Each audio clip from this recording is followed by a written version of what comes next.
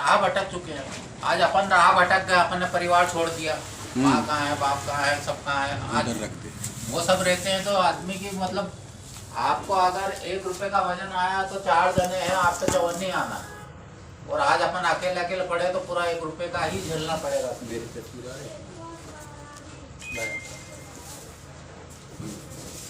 बिल्कुल सही बोला आपने, लेकिन फिर भी इसके बाद भी आदमी जानता है। तो ये क्या हो गया, लालच। मतलब लालच में आदमी कुछ भी कर सकता है कि मैं अब जैसे ये 10 मान लो खेत में से 5 रुपए का गन्ना निकला, हाँ ठीक है, और वहाँ से लाया 10 का बना दिया, फिर 50 का दलालों ने बना दिया, फिर इनके तक आते आते 80 में पड़ गया। ऐसा कुछ भी जोड़ो तो ऐसा तो दूध भी है, दूध को दूध मतलब गौशाला से दूध लेके आओ, जो लेके आएगा दूसरा वाला मतलब वो पानी मिला के तो इसकी क्या बोले हम, पैदावार कम है। पैदावार कम नहीं है, लालच ज्यादा है। अरे तो पैदावार यदि कम नहीं होती, पैदावार इसकी ज्यादा होती तो ये तो सबके पास में होता अवेलेबल। यदि इंदौर शहर में यदि खेती होती इसकी तो क्या अपने को इतना महंगा मिलता? नहीं मिलता। किसी भी खेत से जाके लेके आ जाते थे, लेकिन इसकी पैदावार कम हो गई। मेरे यहाँ क्षेत्र में जहाँ सबसे ज्यादा पाया जाता था, इस साल बिल्कुल पूरा खत्म करके और मक्के की खेती हो रही है। अरे गांव खेड़ों में इंदौर से ले जाके सब्जी बेच रहे लोग, बोलो, जबकि गांव से लाते थे अपन लोग, आज वो बाजार से खा रहे हैं। आबादी का प्रभाव, आबादी का प्रभाव, वही तो कह रही हूँ, आबादी और जरूरत है। मतलब इतनी भी नहीं कर पा रहा जो मेरे घर की पूर्ति हो जाए, वो भी नहीं कर पा रहा। इसमें जो देश विदेशों से अपन सामान खरीद के लेके आते हैं ना, जैसे अपन बहुत सारे अनाज बाहर से भी खरीद के लेके आते हैं, पैसा भारी जाएगा ना। अब बाहर से जो लेके आते हैं अपने यहाँ पैदा नहीं होता। गेहूं होता है अपने यहाँ पैदा, गेहूं अपने यहाँ से मतलब कम नहीं होता। चावल भी अपने यहाँ होता है। कहीं एकड़ जमीन की 12 आजादी काली डोर में कहीं एकड़ जमीन हो। अभी अंगूर सेव संतरा टमाटर वगैरह ये आते बाहर विदेशों से। अपने यहाँ ये अमेरिकन वगैरह जो आया वो कहाँ से आया? ये भी आजकल तो ऐसा कर दिया कि मतलब टमाटर के साथ में आलू भी ले चुका हुआ। हाँ, ये तो आधा वो गाड़े आधा वो गाड़े, दोनों मिक्स होके बन जाए।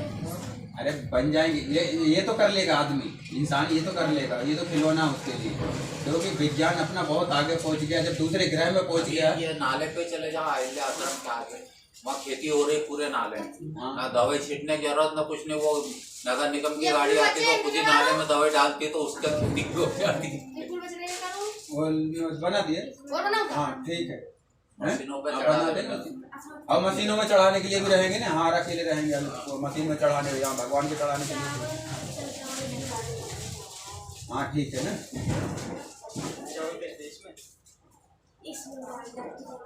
क्या डालना है, क्या क्या करते हैं? उसमें पानी डालेगा उसमें पानी डालेगा।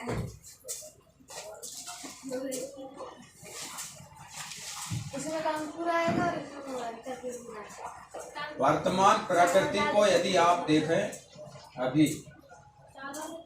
बहुत ज्यादा दूषित हो गई है, बहुत ज्यादा। आज देखना तुम पृथ्वी के, मेरे को तो कमलनाथ का जो निर्णय था वो बहुत बढ़िया लगा। कौन सा वाला? कमलनाथ जब राज में आया, व्यक्तिगत निर्णय था कि वो पूरे समाज के लिए था या जन कल्याण के लिए था? पूरी समाज के लिए था। कैसे था? उनने बोला कि बेरोजगारी का कारण है कि हर क्षेत्र से आदमी यही घुस रहा है इंदौर में। हाँ, तो जहाँ का आदमी है वहीं रहे, उसको रोजगार वहीं दिया जाएगा। हाँ, तो जिससे सबको काम भी मिलेगा, सब मिलने से होगा। तो उसको बेचारे सरकार ही गिरा दी। वो सरकार के राज या दूसरी सरकारों को ये समझ में नहीं आ रहा है कि मोदी को समझ में नहीं आ रहा है।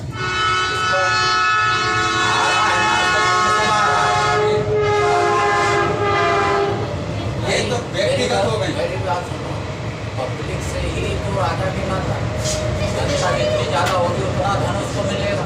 हाँ, एक चीज मान सकता हूँ कि किसी व्यक्तिगत सोच पे ये उसकी सोच को दबा दिया गया। हाँ, व्यक्तिगत सोच को दबा दिया गया। मतलब कानूनी पूरा हस्तक्षेप करके उन्होंने निर्णय निकाल लिया था। बोले मैं रोजगार दूंगा, कैसे रोजगार नहीं दूंगा।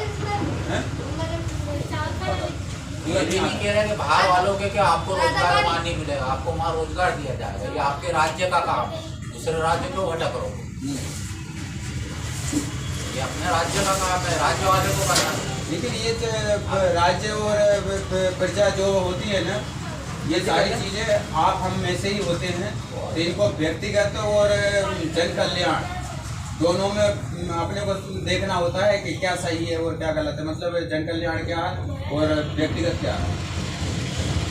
जन कल्याण में क्या आता है, निहित स्वार्थ, वहाँ कहीं स्वार्थ नहीं लगा रहता है। यहाँ राजनीति स्टंट चल रहा है, यहाँ पॉलिटिकल एक इशू जो चल रहा है ना, अभी एक प्रधानमंत्री अच्छा करने के लिए जाएंगे तो विपक्ष उसके ऊपर तरह तरह के हमले करेंगे, बेबुनियादी मुद्दे उठा के लेके आएंगे। तो ये राजनीतिक स्टंट, इनको राजनीतिक नजरिया बोले। और मानसिक संतुलन को राजनीतिक उसी में ऐसा उलझा दिया है कि अच्छे और बुरे की पहचान व्यक्ति भूलते जा रहा, मान मर्यादाओं को तोड़ते जा रहा, असभ्यता को आगे लेके आ रहा। सद्भावना और दुर्भावना कहाँ से चालू होती है? यहीं से चालू होती है। चाहे हमारी आबादी कितनी भी बढ़ जाए, यदि ये 50 रुपए का गन्ना है तो हमको ये 50 में ही मिलेगा। 100 रुपया क्यों बढ़े? 5-5 भी बढ़ते हैं। विदेश से अकेला नहीं, आजकल करप्शन ऐसा चल रहा है कि जैसे मान लीजिए खेत में पैदा हुआ तो वहाँ से ये 10 रुपए का निकला, सरकार ने उसमें 18% GST लगा दी है। अभी GST का भी बहुत बड़ा फंडा है इसमें। GST क्या हुआ? तेल नहीं लाए? हाँ नहीं, यहाँ तो आज हम पास में, यहाँ से पास की दुकान से ले आओ। ये यहाँ इस तरफ है नहीं, 1 लीटर नहीं मिलेगा, वहाँ कम भी मिल जाएगा। उनसे बोले कि 100 ग्राम तेल दे दो। हाँ वो भी आता है और पाउच भी मिल जाते हैं आजकल। तुम चले जाओ, उनको जाओ गाड़ी। हाँ ये चला जाएगा, ये चलेगा।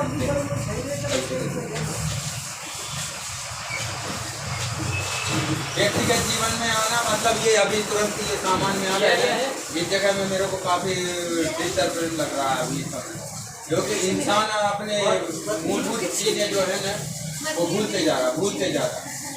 और इनका भूलने का कारण जो हो रहा है, इनका भूलने का कारण वो प्रकृति को उठाना पड़ रहा है। हम यहाँ जो उठा रहे हैं प्रकृति को उठा रहे हैं। और प्रकृति में बने रहने के लिए प्रकृति का साफ सुथरा रहना बहुत ही जरूरी है। प्रकृति साफ सुथरी रहेगी तो इंसान जीवन फलेगा फूलेगा। हर राज्य में सबसे ज्यादा अपना इंदौर नंबर 1 पे है। हाँ नंबर 1 पे अच्छी बात है, खुशी होती है। लेकिन इंदौर अकेले के रहने से कुछ नहीं होगा। इंदौर से लगे हुए जितने जिले और हैं उनको भी रहना चाहिए, क्योंकि भूमंडल के अंदर तो वो भी रह रहे। और इंदौर कितने दिन तक बचा रहेगा? इंदौर किस नाम से अकेले से नहीं बचा रहेगा। जब प्राकृतिक चीज होती है ना जो भूमंडल के अंदर जो फैलती है, ये एक वायुमंडल के अंदर एक गोल बन रहा है, क्या बन रहा है? एक गोबंडर बन रहा है।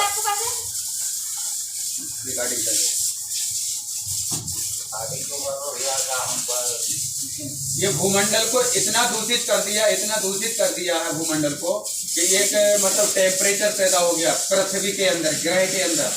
और ये टेम्परेचर अभी जो नुकसान पहुंचा रहा है, जो ग्लोबल वार्मिंग जो बोलते हैं, अभी कितनी देर तक वर्षा हुई है? अभी काफी दिनों मतलब पीछे तक वर्षा हुई। अभी घबराहट हो रही थी कई जगह। और आज तो तूफान भी आने वाला है, आज बंगाल में तूफान आएगा। ये ग्लोबल वार्मिंग और जो अपन सटीक जजमेंट जिनको अपन बोलते हैं, ये वो जजमेंट है। ये भूमंडल में जो अभी प्रदूषण, इतना ज्यादा धूम्र प्रदूषण हो रहा है ना, ये उसका खामियाजा उठा रहा है। आप इंदौर को कैसे बचा सकते हो? धूम्र प्रदूषण से बचा के दिखाओ तो मान लेंगे चलो आप एक नंबर है। नहीं बचा सकते हो। जितना बड़ा शहर है पॉल्यूशन उतना ज्यादा है उसमें। अभी इंदौर शहर बराबर पॉल्यूशन बाकी गांव क्षेत्रों में नहीं है। दिल्ली उतना बड़ा शहर है, दिल्ली में ज्यादा है तो दिल्ली उतना बड़ा शहर है। और जहाँ पे झाड़ पेड़ जंगल ज्यादा होंगे वहां पे ये धूम्र प्रदूषण कम रहेगा, क्योंकि कार्बन डाइऑक्साइड झाड़ पेड़ रोक लेते। क्या झाड़ पेड़? हाँ है ना, यहाँ हर कोई लगा रहा है ना, तो इसके लिए ये खींच लेते, ये इतनी जगह को साफ सुथरा बना देते। बाकी जगह में जहाँ जैसे दिल्ली है तो वहाँ पे दिल्ली में बसाहट ज्यादा है, पेड़ों की आबादी बहुत कम है, वहाँ इंसानों की आबादी ज्यादा है। अभी यहाँ पे इंदौर में के आसपास के क्षेत्रों में आप देखोगे इंसानों की आबादी कम है और झाड़ पेड़ों की आबादी ज्यादा है। और झाड़ पेड़ों की जितनी ज्यादा आबादी रहेगी, इंसानी जीव या धरती में कहें जीवन हमेशा अच्छा मतलब खुशी से जीवन यापन करता रहेगा। और वही अनंत काल के लिए स्थापित करने के लिए अपन ने ये मिशन रखा अपना। ये मिशन भी अपना इसी के आधार पे कि अपने को अनंत काल के लिए मानव जीवन को स्थापित करना है। अब अनंत काल के लिए स्थापित करने के लिए वो कब होगा, जब प्राकृतिक से मिलने वाली जितने भी द्रव्य पदार्थ हैं, ये एक भी पदार्थ को आप इस तरीके से इस्तेमाल ना करें जो प्रकृति को नुकसान पहुंचाए। अभी इनको अपन सेवन तो कर रहे हैं अपनी ऊर्जा के लिए, लेकिन इनमें क्या बहुत सारा नुकसान हो रहा है। ये सारा धूम्र प्रदूषण का तामझाम आपको धूम्र प्रदूषण जितना मिलता है केमिकल और अपने ये जलाने से मिलता है, कोयला जलाने से। यदि आपको कोयला वगैरह जलाने की जरूरत ना पड़े और अपना जीवन यापन चलता रहे तो प्राकृतिक में आपको कभी कोई आपदाएं आएंगी ही नहीं आएंगी ना। तो ये महत्वपूर्ण अपना एक मिशन का उद्देश्य था कि मनुष्य जीवन को अनंत काल के लिए स्थापित करना, और परमात्मा ने चाहा तो वो अपने कर भी लिया। ये उनकी ही देन थी।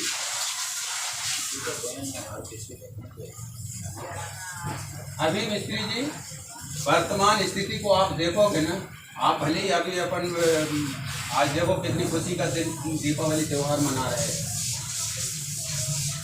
इसके बाद भी जो आपदाएं घटनाक्रम हुए ना जो प्रकृति के अंदर जो घटती है, आज की न्यूज में आप देखना सुबह उठा के कि कितने कहाँ कैसे किस तरीके से मरे।